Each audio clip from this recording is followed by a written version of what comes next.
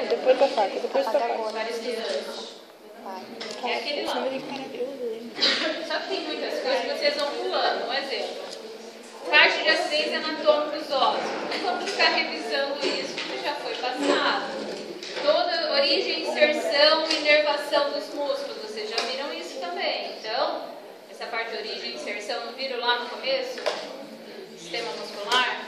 Então, essas coisas eu vou cobrar. Porque topografia é ali, juntando tudo as áreas principais. Isso é topográfico.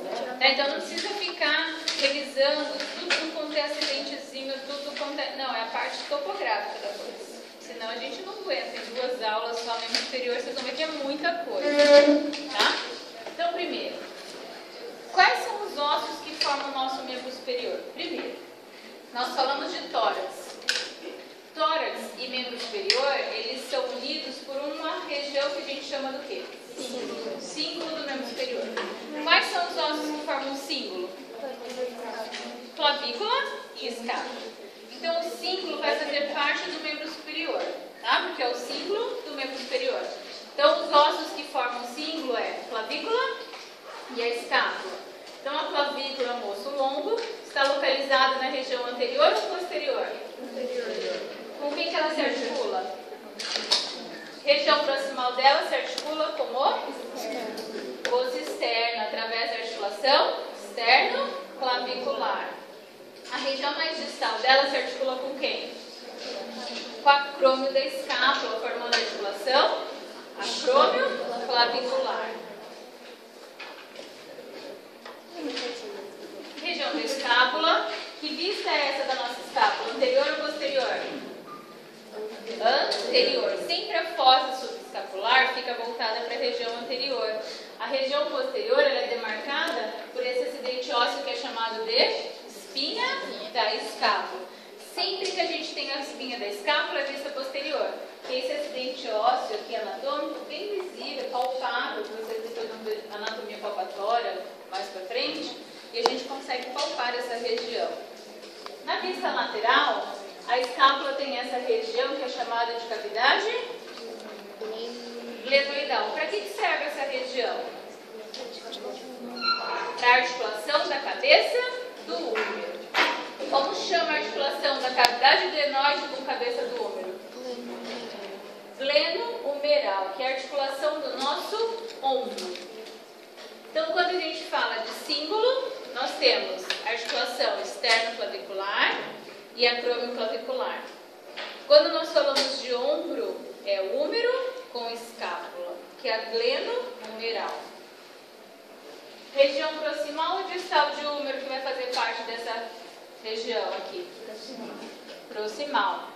Ele tem a cabeça, que é a parte arredondada, e ele tem 2 acidentes anatômicos importantes para inserção de músculos, que é o tubérculo maior e o tubérculo menor.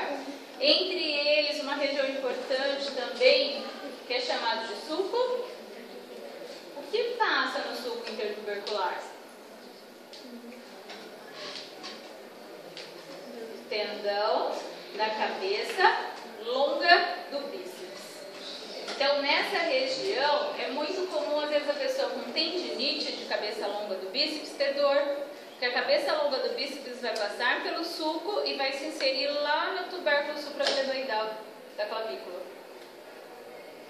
Então, ele passa nessa região e passa lá até chegar na escápula. Então, é uma região importante clinicamente, porque geralmente quando a pessoa chega com um quadro clínico de tendinite de cabeça longa, quando você faz palpação ou algum movimento que o tendão passe no sulco ali dentro, a pessoa refere dor. Certo? Então, uma região importante, o sulco intertubercular. Está na região anterior do útero. Então, aqui são as articulações. O que nós temos aqui?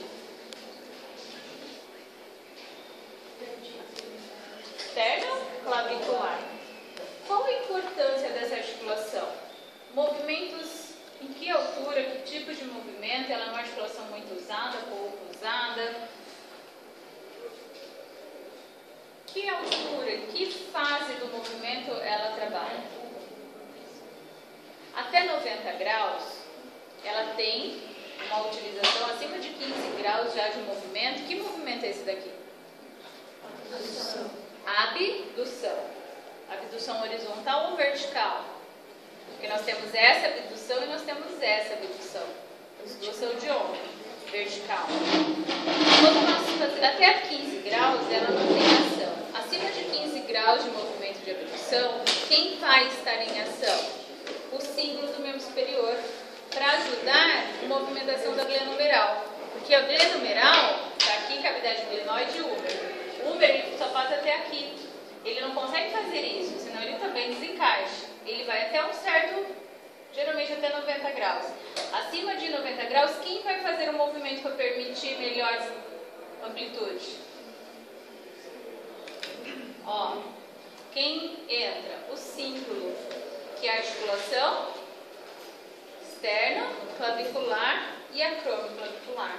Então eles auxiliam nos movimentos principalmente acima de 90 graus de ombro. Até 15 a gente não tem utilização, acima de 15 já utiliza, mas principalmente quando passa de 90 graus. Tem esse movimento. Como uma articulação de bastante movimento, principalmente quem trabalha muito com os braços acima de 90 graus, ela tem um disco de cartilagem que diminui impacto, como o menisco na região do joelho. Então ela é uma articulação que ela possui uma articulação o quê? Sinovial, fibrosa ou cartilagínea?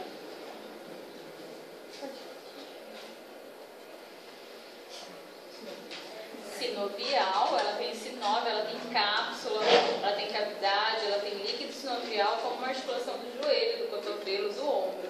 Tá? Então ela é uma articulação sinovial. Todas as articulações possuem o que ao seu redor para estabilizar aquela articulação?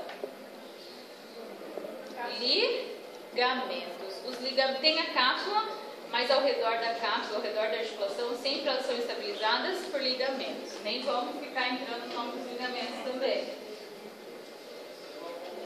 E aqui, a acromioclavicular, que também faz parte de símbolo de membro superior. E a glenomeral, que é o nosso ombro propriamente dito, cavidade glenoidal com cabeça do úmero. Eles se encaixam também, são articulações sinoviais, tanto a acromioclavicular quanto a glenomeral. Possui a cápsula, possui líquido, possui membrana sinovial, cartilagem articular, que são estabilizadas por ligamentos. Além de ligamentos, o que vai estabilizar essa articulação? Além dos ligamentos? O manguito rotador, que é a musculatura que engloba essa região para estabilizar, auxiliar. Então, a parte muscular estabiliza também essa articulação. Então, uma radiografia da articulação glenomeral, aqui mostrando a cavidade glenoidal, o espaço que tem que ter entre um osso e outro, a cabeça do úmero, região glenoidal, e ali em cima a parte do símbolo. Aqui todas as estruturas. Quem está passando aqui? Tendão da cabeça longa do bíceps. Como chama essa estrutura? Aqui. Sulco intertubercular, porque está entre o tubérculo maior e menor do úmero. E ele passa lá dentro até se fixar na região da cavidade dos tubérculos supraglenoidais. Tem os ligamentos também que estabilizam. Então, quais são os músculos que fazem parte ali da região de ombro? Nós temos músculos que estão na região anterior de tronco, tórax, né? Nós temos músculos da região posterior e todos eles têm ação no próprio úmero. Eles estão na região do esqueleto axial, porém a ação dele é ombro. Quem está na região de braço, a ação é aonde? Os músculos que estão na região do braço, compartimento anterior e posterior, a ação deles é aonde? No antebraço, no cotovelo.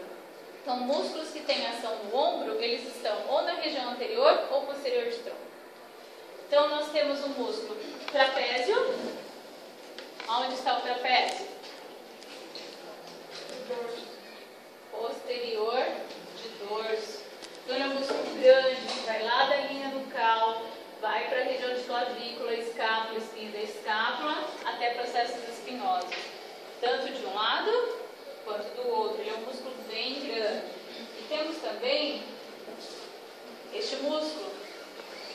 que parte mais superficial aqui do nosso ombro, que é chamado de músculo deltoide.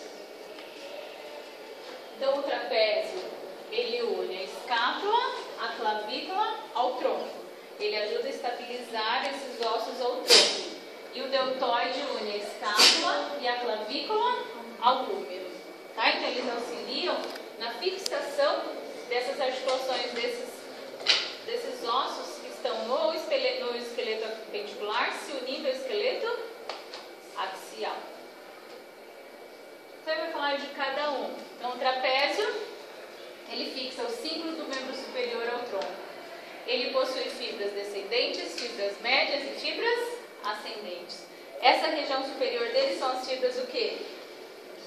Descendentes, aqui fibras médias e de baixo para cima fibras ascendentes. Qual a principal ação do trapézio? Movimentação da escápula. Principalmente, ele também auxilia na elevação, daí ele roda, mas ele eleva a escápula. Ele é conhecido como músculo quê? Da tensão. Todas as pessoas que são mais tensas, que são estressadas, tendem a fazer isso aqui. Levantar as escápulas, elevar o ombro, e isso causa uma contratura da musculatura do trapézio. Principalmente com as fibras descendentes e médias. Então, geralmente, pessoas muito tensas, que têm aquela dor que vai da região da nuca e toda a região cervical, vem por causa do trapézio. Espasmo do músculo trapézio.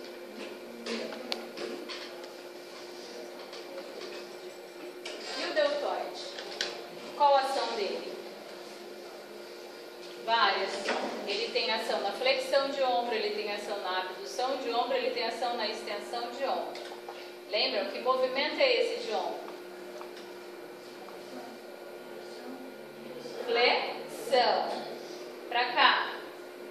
Extensão. Quando fecha. Adução. Quando abre. Abdução. Também aqui adução e abdução. Quando eu faço os 4 movimentos juntos. Circundução. Quando eu faço esse movimento, estou movimentando aqui, ombro, rotação externa ou rotação lateral, rotação interna, rotação medial, que é a mesma coisa que esse movimento, ó. Rotação externa, rotação interna, medial, lateral e rotação medial. Aqui nós temos o movimento de ombro, o ombro que está movimentando. Então, o ombro e quadril são as articulações sinoviais de maior movimento. Flexo, extensão, adução, abdução, circundução, que são os 4 movimentos juntos, rotação interna, rotação externa. Lembrando? Deltoide, ele age na flexão, na abdução e na extensão, porque ele tem 3 grupos de fibras musculares. Porção anterior, porção média e porção posterior. Ele chama deltoide porque ele lembra da letra grega de delta, de cabeça para baixo. Então são as 3 partes do músculo muito importante. E daqui para o posterior? Quem que nós temos? O músculo que vai lá do ângulo superior da escápula, vai para a região cervical, que ele também ajuda a fazer isso, a elevar a escápula. O próprio nome dele já diz que ele é o músculo levantador da escápula. Ele está localizado aqui, ó, no ângulo superior da escápula e vai até as vértebras cervicais. Então ele eleva a escápula, o próprio nome. Também tem ação no símbolo. Quem mais age na escápula?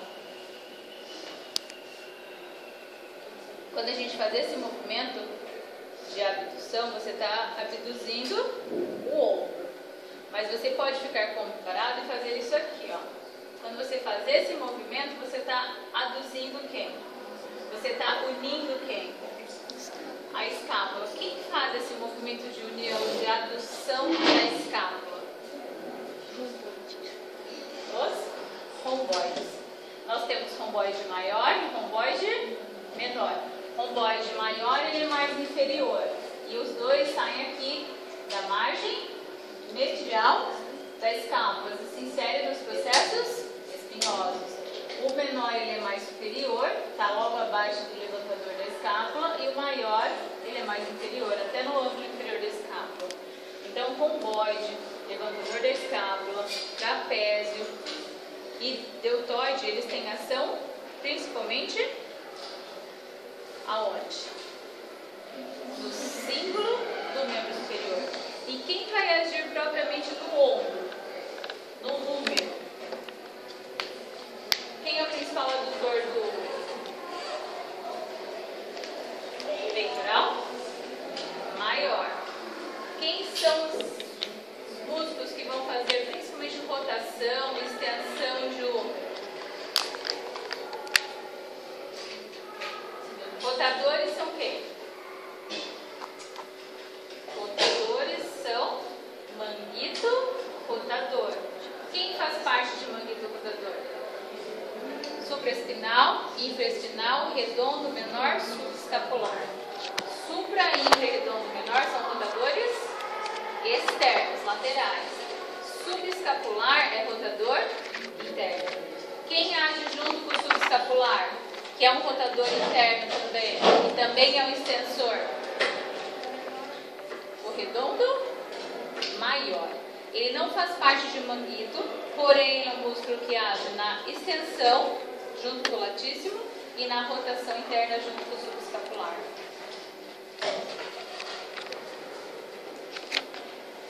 Então, esse músculo que nós temos aqui acima da espinha da escápula, supraespinal.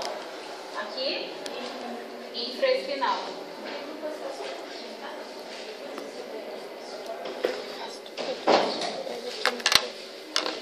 E abaixo dele, aqui, redondo menor. E abaixo do redondo menor nós temos mais um músculo que não faz parte do manguito rotador, porém ele ajuda, ele é um rotador junto com o subescapular. Que é esse daqui que é o redondo maior. Ele é maior porque ele sai de uma região posterior, ele cruza para a região anterior e se insere no tubérculo anterior, no tubérculo maior do úmero. Então ele faz a volta. E aí ele também é um rotador interno, junto com o subescapular. Então o supra e o infra. Supra, além dele ser rotador externo, rotador lateral, ele também é um abdutor, junto com as fibras médias do músculo que? Deltoide.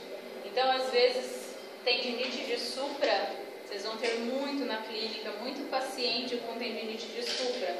Tendinite de supra, tendinite do supraespinal. Como ele vem nessa região, às vezes pessoas trabalham com braço, sabe, frigorífico, cortes de aves, que a gente tem muitas empresas, ou pessoas que, professor que fica descrevendo muito tempo com essa posição, é comum ter tendinite de supra. Então aí tem os testes isolados, né, que a gente faz, teste muscular, teste para ver se a pessoa, qual músculo que está no processo inflamatório. E é muito comum de supra. Então o supra com o deltoide, eles são abdutores. O infra, ele é só rotador. Agora o supra, ele é rotador e abdutor. Estão lembrando bem? Ou estão bem perdidos? Origem, inserção, ação, tem que lembrar de tudo. Então aqui eu tinha colocado manguito rotador. Então, não esqueçam. Quais são os músculos do manguito rotador? Supraespinal, infraespinal, redondo, menor e subescapular. Após essa região de ombro, nós temos essa outra região mais inferior, que é chamada do quê? Axila. Não é popularmente. Mas anatomicamente é a axila. A axila, a gente imagina ela como se fosse uma caixa. Ela tem parede anterior, parede posterior, parede medial, parede lateral, teto, assoalho. Então ela é uma região importantíssima que tem limites que topograficamente É muito importante. Deixa eu só colocar. Então, uma imagem da região axilar. Então, tudo isso é a região de axila. E ela tem as paredes, ela tem os limites. Geralmente limitada por quê? Por músculo e osso. E formam essa região interna. A gente tem aqui só uma parte dela, mas ela vem de uma região mais interna também. Então, a nossa axila, ela tem a parede anterior, que é essa região. Quem que vai limitar a parede anterior? Então, a parede anterior pega essa parte aqui, ó. Isso é a parede anterior. E aqui a parede posterior. E entre elas a gente tem a cavidade peitoral maior. Então, a parede anterior, ela é limitada pelo músculo peitoral maior. Quem está abaixo do peitoral maior? Peitoral menor. Músculo subclávio. Lembra o subclávio que está abaixo da clavícula, músculo pequeno e às vezes inconstantes. Nem todos os cadáveres a gente consegue identificar o subclávio, porque ele pega toda essa região. Então a parede anterior da axila é toda essa região. Junto com os músculos, a gente tem as fáscias que revestem esses músculos, que são as fáscias musculares, que elas vão ser denominadas de acordo com o músculo que elas estão passando. Então, no caso aqui, a gente tem qual fáscia? A fáscia peitoral, que reveste o músculo peitoral. Então, a parede anterior da axila é essa região aqui. Muscular, peitoral maior e menor, junto com o músculo subclávio. E as fáscias. Prega axilar anterior é a parte inferior da parede torácica ao úmero. Então, porque ela tem a região das pregas, que pega. O que seria parede anterior? Parede torácica. O que é a parede torácica? Onde estão as costelas. Então, da região da parede torácica até a região de úmero, forma-se